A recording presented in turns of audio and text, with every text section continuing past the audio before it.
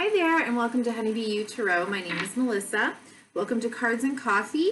Every morning at 9 a.m. we are dialoguing and using different prompts to have a dialogue. We've looked at parts of self, and right now we are dialoguing with the Major Arcana. So today we are having a discussion with the Strength card. Okay.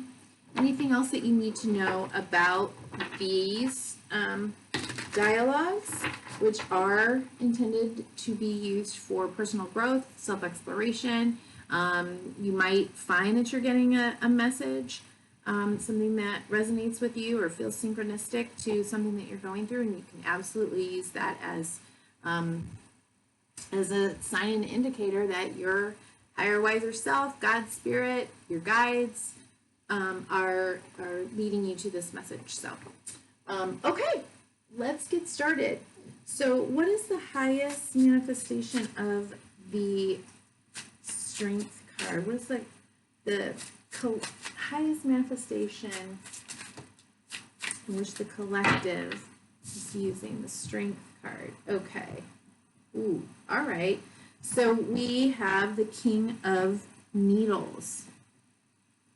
Interesting, with the Seven of Matches at the bottom of the deck. This is the 5-cent tarot, and it has words listed on it. So Seven of Matches is the same as Seven of Wands. King of Needles is the same as King of Swords. So the words on this card are law and order, discipline, authority. On the more shadowy side, we have oppression, weakness, judgmental. So it looks to me like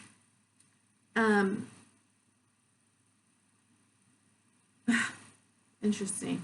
Okay, it looks to me like collectively, when we're using the Strength card, this is about using our authority, our wisdom, in order to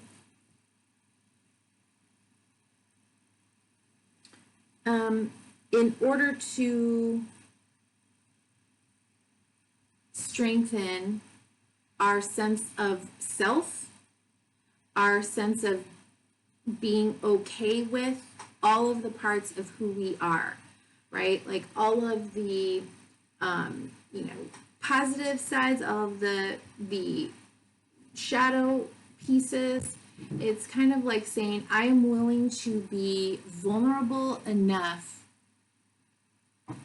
humble enough to wrestle with the more beastie, primal, or even rejected parts of myself, those things that I don't necessarily like to look at, like to deal with. Rather than trying to gain power over someone else, I will be an authority and take power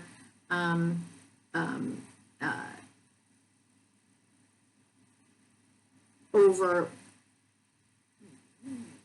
like I said, maybe some of those more shadowy aspects, or the more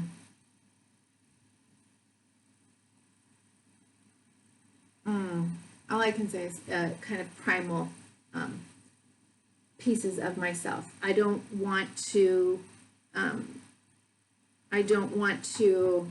reject these pieces of myself anymore. Because they'll keep me stuck. They'll keep me stuck in my development. And I know that it's important to be able to not only pull this stuff up and look at it and deal with it, but also to integrate it so that I don't need to have power over the external world. I know that I'm okay. I know I'm strong enough to handle life, what comes before me. I don't need to be judgmental over anyone else, but I can be, fair-minded and look at other people, other situations, life from a higher perspective, because I've looked at that, within myself, and that requires true strength. I mean, it takes a lot of strength to be humble and to, the lion here representing, that part of ourself, that kind of beastie, animalistic part of ourself. At some point, come on, it's a lion. It's allowing the higher self to hold on to its mouth. It's allowing this, and that's going to take a lot of, come on, it's a lion. Got a lot of pride. But paradoxically, by allowing me vulnerable and be humble and surrendering, that actually is true inner strength. Okay. And lower manifestations. Ooh, that flipped over really quick. Lower manifestations. Oh! Less. This is lower manifestations for the collective, okay? Interesting. We have the Queen of Matches, the Queen of Wands. I love the Queen of Wands. And at the bottom of the deck, the Ace of Matches, or the Ace of Wands, right? So it's kind of like when an opportunity comes up, it's needing to, I'll read you the words first, which is funny. At the very top of this card is the word courage.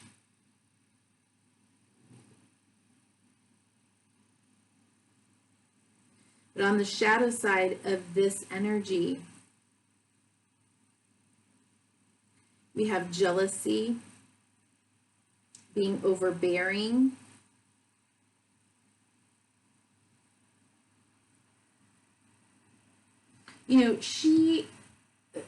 the Queen of Wands is a bit of a diva on the shadow side, and it can be opportunistic. When an opportunity shows itself, and she wants it and she likes it and feels entitled to it, there's no reason in her mind to not go for it, right? She's very led primally. She takes charge. It's a great energy, but there's, in all the energies, there's a shadow piece, and collectively, we want to go for what we want to go for. We want to go for what makes us happy, but at what cost?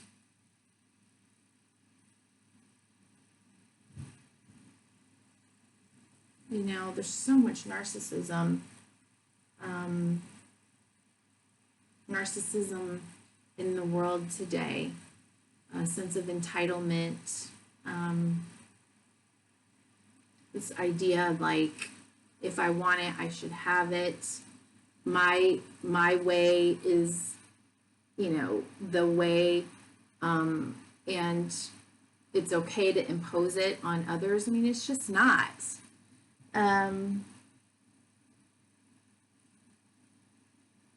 And that is, the card that came before strength is the Chariot. And the Chariot definitely has used its strength and its willpower in order to gain some sort of sense of control within itself. in its world, in its external world. But if it doesn't do this work, it's going to remain a stunted, it's going to remain stunted. And it's going to need control, because it won't look, it's going to need control over the external world because it won't look within. It won't be able to, let's say, look within.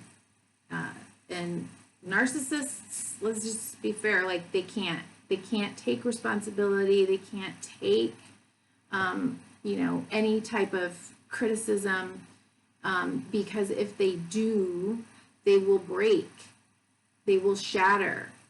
They've built up huge, huge walls of protection around themselves, based in shame, and just can't do that. They will not be able. Well, I don't know if they will or they won't. It depends on the, you know, level of narcissism present, but yeah, it's limited and it's stunted, you know, to put it plainly. In terms of being a whole, authentic human being. Okay, so then we were going to look at one of these cards here. Or one of these cards, one of these journal prompts. Well, there we go.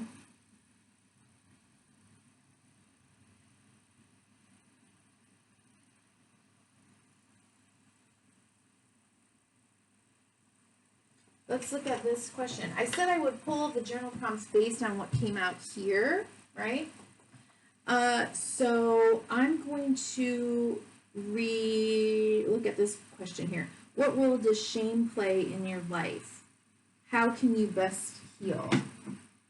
What role does shame play? Okay.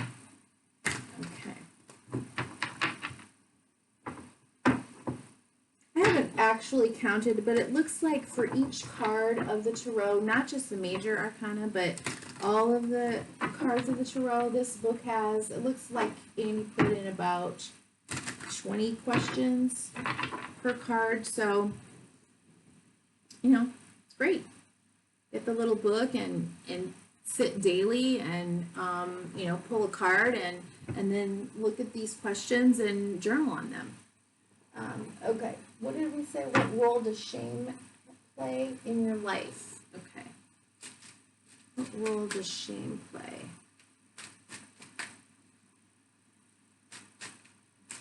What role does shame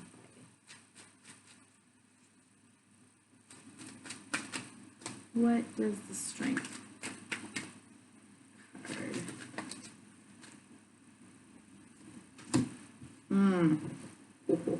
Okay. Let me just make sure that was the only card that came out. Okay. All right. At the bottom of the deck is the Nine of Pentacles. Okay. And we got the Eight of Swords. Limiting beliefs, feeling stuck,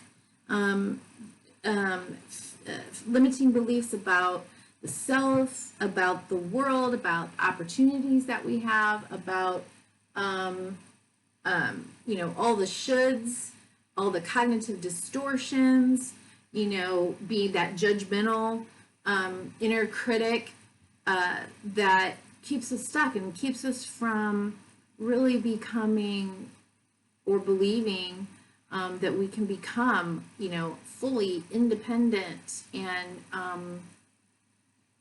and creating and manifesting whatever it is that we desire, knowing that, you know, we can work we can work on ourselves, but we can also work to create a life where we feel fully capable and competent. So when we're in shame, we don't have that sense. There's probably a very loud inner critic somewhere that will keep us stuck or keep us in even such things as addictions, or keep us in toxic situations, situationships, jobs, did I say relationships? I mean, you know, it just keeps us stuck. Okay? Shame will keep us from living our fullest life, and it will keep us just going around and around and around. And they're just thoughts. They're thoughts that can be brought up to the surface and dealt with. Okay. And what was, how can you best heal? Shame is a belief system that it's not what I've done necessarily that's bad, you know, that's guilt, right?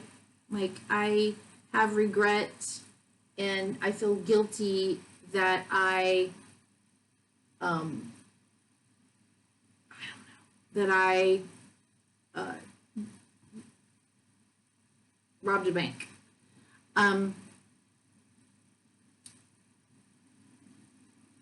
Or, yeah, I'll just say robbed a bank, which is different than shame, right? I am a evil person. I am evil and beyond help because I robbed a bank.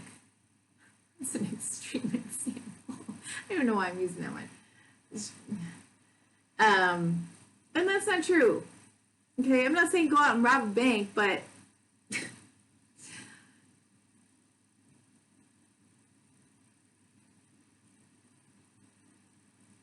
I always had a thought. I'm not even gonna go there, but I'll just say this. People,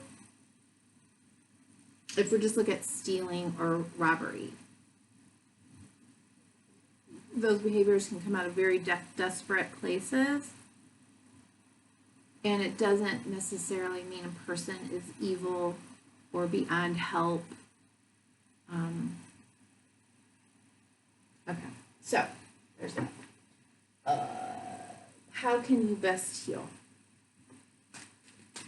Strength, how can you best heal? How can we best heal from limiting beliefs and shame?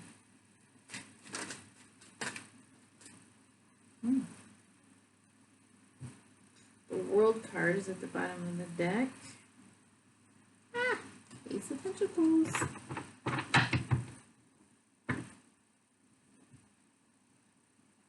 The World card, okay? We're integrating the feminine and the masculine. Here we have the feminine, right? Doing the inner work. It related to the Magician, doing the masculine, the outer work.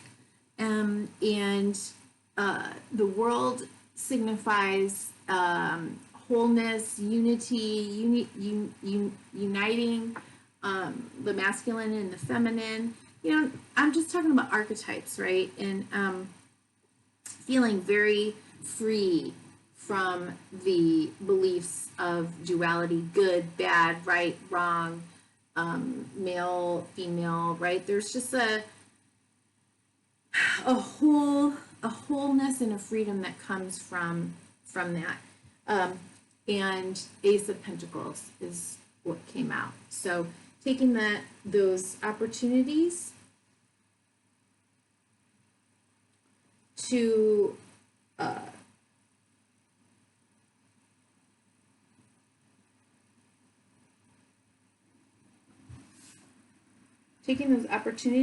create, taking those opportunities to manifest, taking the opportunities given to us by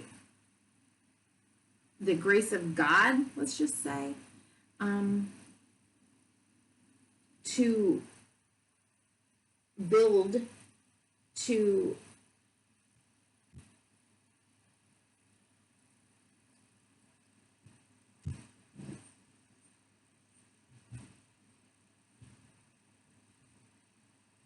build upon, you know, what we know of ourselves, right? This is always available to us. I believe we're constantly capable of doing this work, of calling on our inner strength, of looking at where we're being reactive, or where we're, you know, where the inner critic is judging ourselves or others, or where we're feeling bound by avoiding looking at what needs to be looked at and dealt with. So, you know, grab those opportunities, grab those, you know, situations that can come up where you can go within and start wrestling with the self. For me, like, something came up for me, and it's continuing to come up for me once we kind of went into lockdown. And I just was feeling, and still feel, so frustrated and angry, like angry with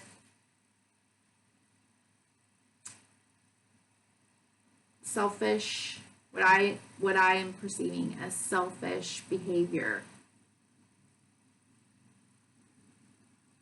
with people who are not taking actions that I believe they should take, you know, for the greater good. And so I've been having to deal with that part of myself, to look at, where am I selfish, and where, you know, what makes me feel so angry with these people? Where am I feeling powerless? And instead of needing to feel power, you know, and judge other people, I keep having to come back to this and keep going, like, okay, so what is this about? What's going on? What is this about? And learn to have compassion for myself, first, to validate the feelings, but also to look at, like, what is it that's really driving this? It's so intense. I mean, it's almost rage. So that's an example. Okay, there we go. Let's see. And the final card.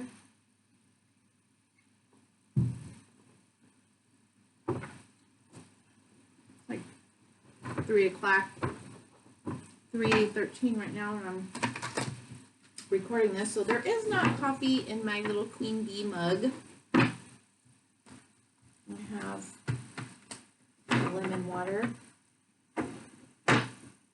this afternoon.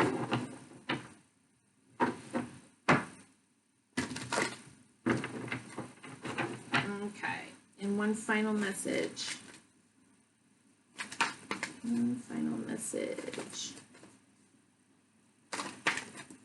So take some time to think about where the opportunities show up for you to go within. For you to let go of your ego and or the need to have power over or judge others, and to go within and look at yourself. Oh, dolphin spirit, this and that are true. Oh, I love it. And it was in the protection position. Okay. So this and that are true. I don't think I've ever gotten this card, and I love it. And I love and. I love the power of and. Okay. When you most want to be acknowledged as right and see other ways as wrong, I say that, Dolphin Spirit appears as a reminder that the story of your suffering and righteousness is a little more complicated than you are admitting right now. Do you want to see things in black and white and be rigid in your ideas of what's correct and what is not? Right? Right? That's, you know, cognitive distortions, limiting beliefs. Absolutely. Being judgmental.